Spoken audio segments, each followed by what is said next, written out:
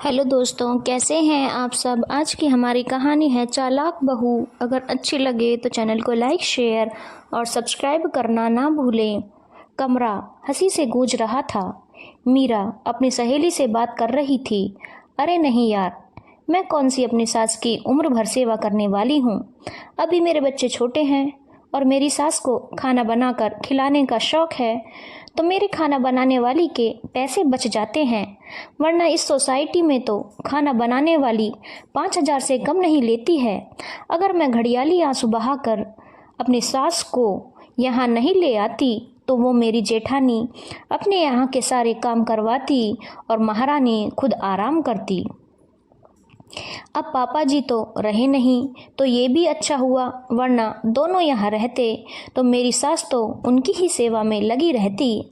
अब अकेली हैं तो चुपचाप सारे घर वालों के लिए खाना बना देती हैं, सब्जियाँ साफ कर देती हैं और भी छोटे छोटे काम हो जाते हैं।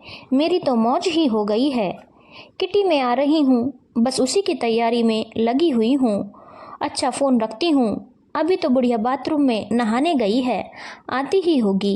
ये कहकर मीरा पीछे पलटी तो देखा उसकी सास खड़ी थी। उन्हें देखकर मीरा शर्म से पानी पानी हो गई।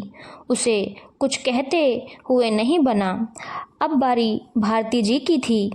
बहू, बाथरूम में वो गर्म पानी की मशीन से पानी नहीं आ रहा था और अच्छा ही हुआ जो नहीं आया। मैं तुझसे मशीन के बारे में पूछने आई थी और इसी बहाने मुझे तेरी हकीकत पता चल गई कि तेरे मन में मेरे प्रति क्या भावना है। तो मुझे एक नौकरानी से ज़्यादा कुछ भी नहीं समझती है। ये जानकर बहुत दुख हुआ कि मेरी औकात इस घर में सिर्फ खाना बनाने वाली बाई जितनी है। मुझे खाना बनाने का शौक है, यही बात तू हंसी खुशी से बोल देती कि मेरी सास बहुत अच्छा खाना बनाती है तो मुझे तो उनके आने से आराम हो जाता है।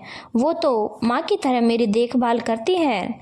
सिर्फ दो प्यार भरे शब्द सुनकर तो कोई भी इंसान खुश हो जाता है। मुझे भी बस प्यार और सम्मान चाहिए, वरना खाना तो वृद्धाश्रम में भी मिल ही जाता है। ये जानकर बहुत दुख हुआ कि तुझे अपने ससुर जी की मौत का भी जरा दुख नहीं है। बहू, तेरी जेठानी इतने सालों से मेरी और तेरे ससुर जी की भी देखभाल कर रही थी, पर उसने तो कभी ऐसे कड़वे वचन नहीं बोले।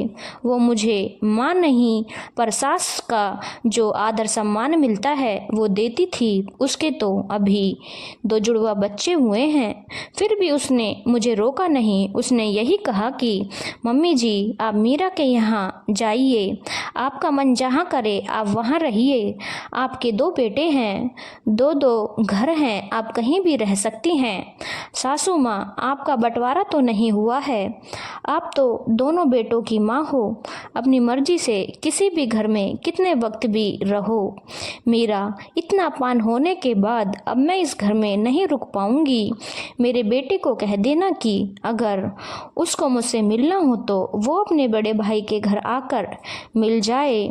मीरा शर्मिंदगी महसूस कर रही थी क्योंकि उसने अपनी सहेली के आगे अपनी सास का अपमान जो कर दिया था।